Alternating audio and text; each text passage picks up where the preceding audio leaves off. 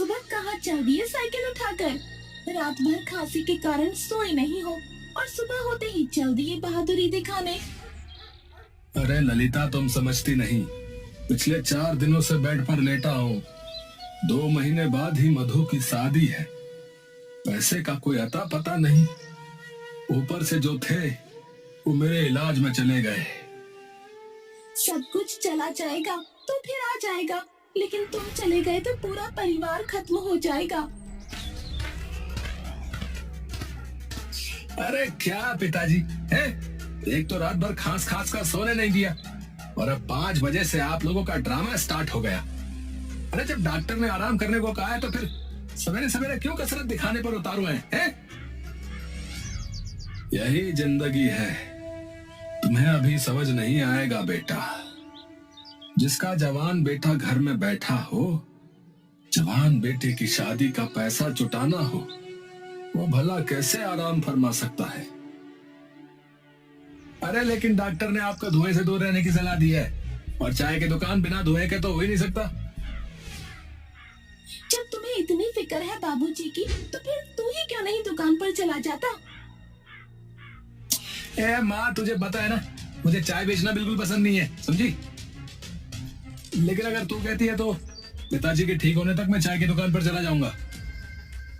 राजू रमेश की चाय की दुकान पर जाकर चाय बेचने लगता है, लेकिन राजू हमेशा सोचता कि किस तरह से ज्यादा पैसा कमाया जाए ताकि उन लोगों की दरिद्रता दूर हो सके। तभी राजू का दोस्त गट्टू वहाँ आकर बैठ जाता है। और भाई कैसा है तू? आज चाचा नहीं आए दुकान पे? अरे यार, वो पिताजी की तबीयत जरा खराब चल रही है तो मैंने सोचा आज मैं ही दुकान पर चलूं। अच्छा भाई, बहुत बढ़िया। आज फ्री में 1 कप चाय तो मिलेगी ना भैया? अबे भिखमंगे, कभी तो जेब में 5 रुपए रख लिया कर, बेजार होता ही रहता है। अबे भाषण मत दे अब। तुझे पता नहीं मैंने गुड्डू बाबा को हाथ दिखाया था। जल्दी ही मेरी लॉटरी लगने वाली लाखों की। तब तेरा सारा उधारी चुकता कर दूंगा भाई। ले कमीने, पी ले चाय। और तेरी लॉटरी पिछले 5 साल से लगी रही है। ये भाई, वो तो तेरे जैसा हो यार। लेकिन यार, लॉटरी की जरूरत तो मुझे सच में है यार। घर के हालात कुछ अच्छे नहीं है, ऊपर से बहन की शादी। अबे भाई चिंता मत कर, सब काम अच्छे से हो जाएंगे, चिंता मत कर। इधर मधु के ससुराल वाले लगातार पैसों के लिए दबाव डाल रहे थे। देखो समधी जी, मेरा बेटा सुरेश और मधु की शादी 5 लाख रुपए में तय हुई थी। सारे पैसे शादी के 1 महीने पहले तक तुम्हें देने थे, लेकिन अभी तक तुमने सिर्फ 1 लाख रुपए ही दिए हैं भाई। अब देखिए समधी जी, 2 लाख रुपए शादी के लिए रखे थे। सोचा था 2 लाख किसी से कर्ज लेकर मधु की शादी कर दूंगा, लेकिन रखे हुए पैसे भी मेरे इलाज में खर्च हो गए। आपका बड़ा सा ढाबा है, मुझे 1 साल की मोहलत दे दीजिए। मैं आपकी पाई पाई चुका दूंगा। देखो भाई, कान खोल कर सुन लो समधी जी, मैं बिना पूरा पैसा लिए बेटे की शादी नहीं करने वाला। 1 साल तक मेरा बेटा कुंवारा नहीं रह सकता। 1 सप्ताह में पूरे 4 लाख रुपए पहुंचा दो, नहीं तो यह शादी कैंसिल समझो भाई। जगन के जाने के बाद रमेश की तबीयत और बिगड़ जाती है। ललिता गांव का दबंग होशियार सिंह की पत्नी प्यारी से जाकर मिलती है। अरे ललिता दीदी, आज इधर का रास्ता कैसे भटक गई? मैं तुम्हारे पास ही आ रही थी बहन। तो मधु की शादी के लिए 4 लाख रुपए की जरूरत थी। भाई साहब को बोलकर दिलवा देती तो मदद हो जाती हमारी। ठीक है बहन, मैं उन्हें बोलती हूँ। प्यारी होशियार सिंह को बोलकर ऊंचे सूद पर रुपए दिलवा देती है। ललिता घर पहुंचकर वो पैसा रमेश को दे देती है। ए लीजिए 4 लाख रुपए, और जगन भाई साहब को जाकर दे दीजिए। शादी की डेट भी फाइनल करके ही आइएगा। रमेश जाकर जगन को पैसे दे आता है। अगले महीने पहले सप्ताह में ही शादी तय हो जाती है। इधर राजू को चाय की दुकान पर एक चोर बिरजू मिलता है। बिरजू एक नई बाइक पर सवार होकर राजू की दुकान के आगे रुकता है और बेंच पर बैठते हुए बोलता है, अरे राजू, अरे क्या बात है भाई, आजकल दुकान पे है भैया? बहुत बढ़िया। और बिरजू भैया कैसे हो? अरे नई बाइक, बहुत खूब। अरे ये तो बस ऐसे ही चलते फिरते करेंगे भैया, इससे बढ़िया बढ़िया मोटरसाइकिल गोडाउन में खड़ी है। ए राजू, है थोड़ा कड़क चाय बनाना है।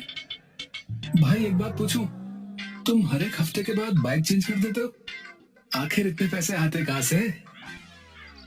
अबे कुछ नहीं भाई, बस नाइट शिफ्ट में काम करता हूँ, और बाकी तो तुम जानते ही हो, हुनर की कोई कमी थोड़ी है बिरजू में।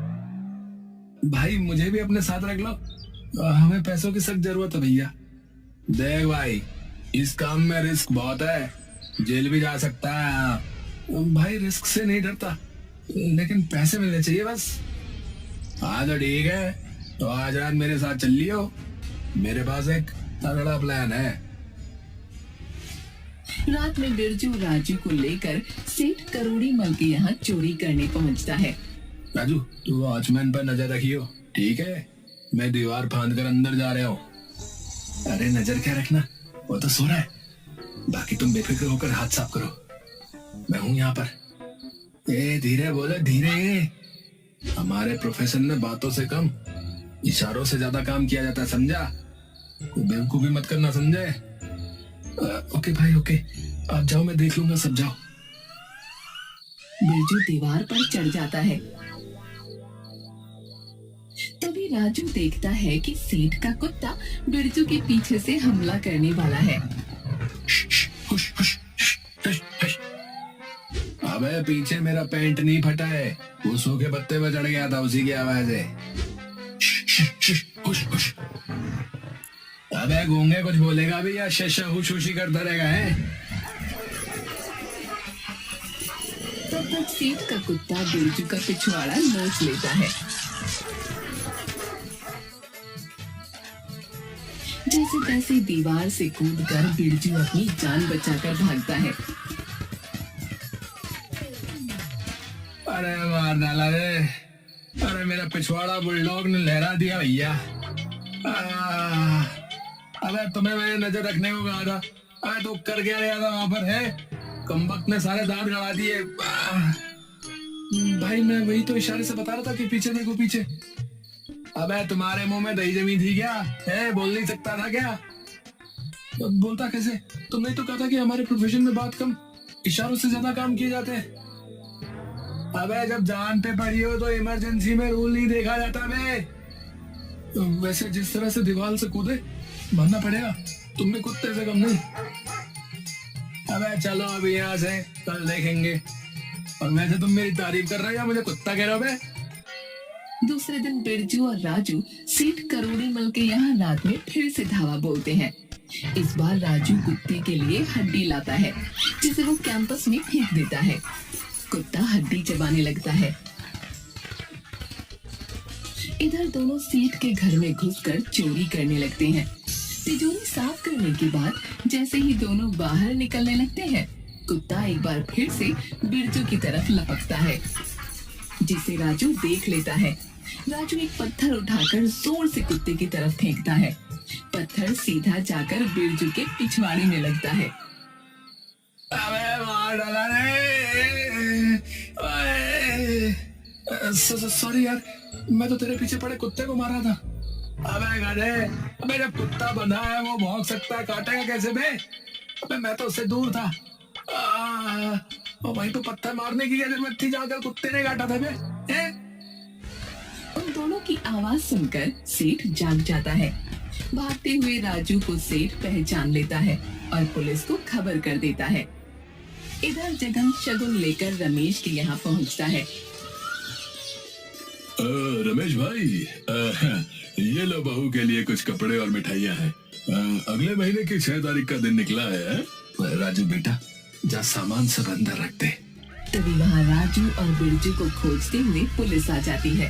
हाँ जी, रमेश चाय वाले का घर यही है क्या? हाँ हम ही हैं। अब बताइए कैसे आना हुआ? अजय आपका ही लड़का है ना राजू? कहाँ है वो? बेटा राजू जरा बाहर तो आना। राजू पुलिस को देख सक पका जाता है। पुलिस उसे पकड़कर हथकड़ी लगा देती है। अब ये सब क्या है? अरे कल रात ये सेठ करोड़ी मल के यहाँ चोरी कर रहा था। पुलिस राजू को ले जाती है। मैं अपने बेटे की शादी किसी चोर उचक्के के यहाँ नहीं कर सकता। कल तुम्हारा पैसा मिल जाएगा, अब मैं चलता हूँ। पर इसमें बेचारी मधु की क्या गलती है? जगन भाई, मैं अपनी पगड़ी तुम्हारे पैर पर रखता हूँ, यह शादी मत तोड़ो। लड़की की शादी टूटने पर समाज में बहुत बदनामी होगी। बदनामी होगी नहीं, बदनामी हो चुकी है भैया। हो सकता है ये 5 लाख जो तुमने मुझे दिए हैं वो भी चोरी गए हो। मैं किसी भी हालत में अब ये शादी तुम्हारे यहाँ नहीं कर सकता, समझे? मधु की शादी टूट जाती है। इधर राजू को 3 महीने की सजा हो जाती है। जेल में राजू सभी को अपने हाथों की बनी चाय पिलाता है। भाई वाह, क्या चाय बनाई है? ऐसी चाय वर्षों के बाद भी। राजू, अरे तुम इतनी अच्छी चाय बना लेते हो, फिर इस चोर लफंगे के फेरे में कैसे पड़ गया रे? ज्यादा पैसे के लालच में मैं बिरजू के साथ हो लिया। मेरी बहन की शादी भी मेरे कारण टूट गई। नहीं, कोई बात नहीं, कोई बात नहीं। जब जागो तभी सवेरा, समझ लिया? कोई भी काम छोटा नहीं होता, बस उसे पूरी ईमानदारी के साथ किया जाए ना, तो वो तुम्हें मंजिल पर पहुंचा ही देता है। 3 लाख रुपए राजू को जेल से छुड़ाने में लग जाते हैं।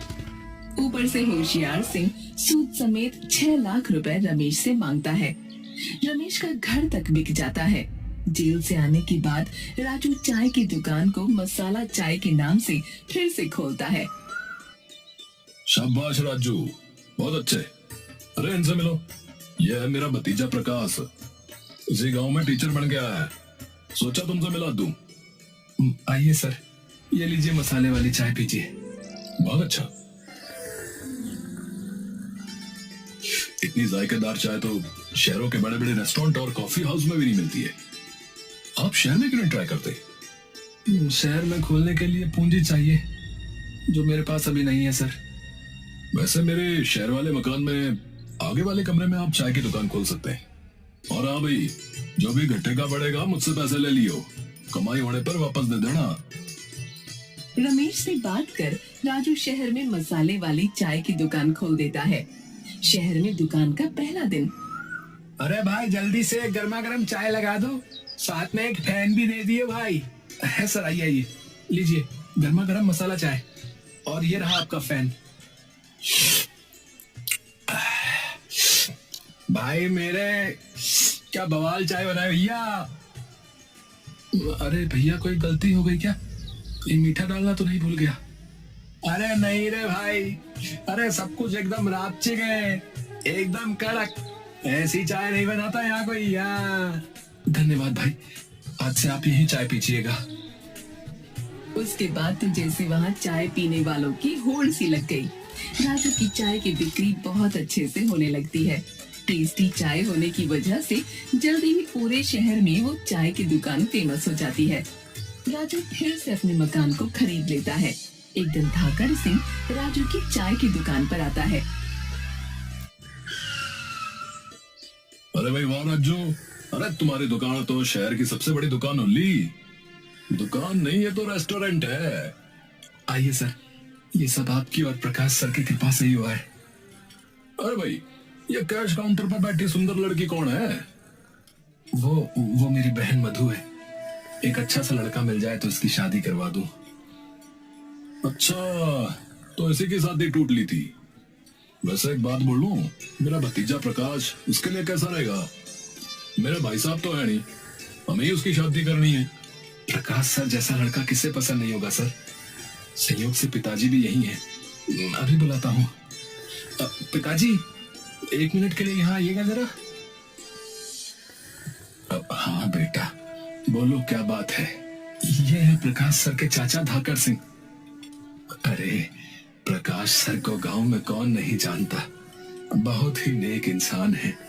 और धाकड़ सिंह जी को तो मैं कैसे भूल सकता हूँ। तुम्हारी रिहाई में इन्होंने हमारी बहुत मदद की थी बेटा। अब तो रमेश जी, क्या हम इस जाड़ पहचान को रिश्तेदारी में बदल सकते हैं कि? मैं अपने प्रकाश का विवाह जो है आपकी बेटी मधु से करना चाहता हूँ।